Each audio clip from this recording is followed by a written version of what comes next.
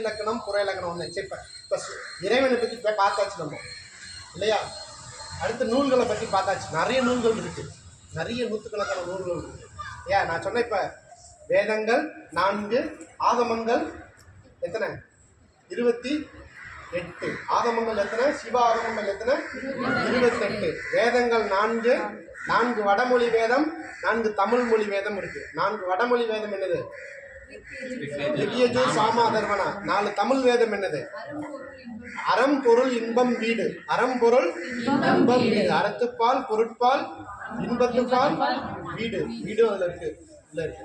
சரிங்களா? இந்த வேதத்தை தான் வந்து திருக்குறளா வச்சிருக்காங்க. அதான் திருக்குறளை தமிழ் வேதம் என்று சொல்லக்கூடிய காரணம் அதுதான்.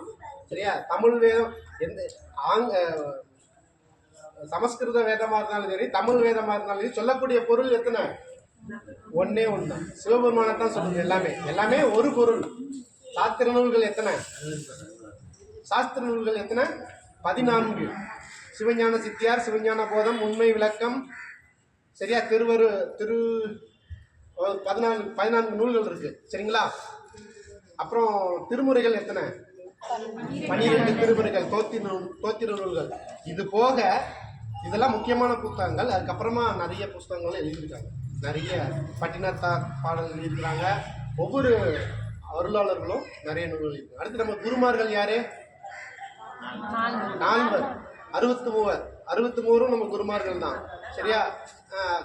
சந்தானக்குருவர் 400 நம்ம குருமார்கள் தான். இன்னும் நிறைய ஏனைய சைவ பரம்பரை, கைலாய பரம்பரையில் வரக்கூடிய அத்தனை பேரும் நம்மளுடைய குருமார்கள் தான். இல்லையா? எத்தனை ஆதீனங்கள் இருக்கு, எல்லாமே குருமார்கள் தான் அவங்கலாம். சரிங்களா?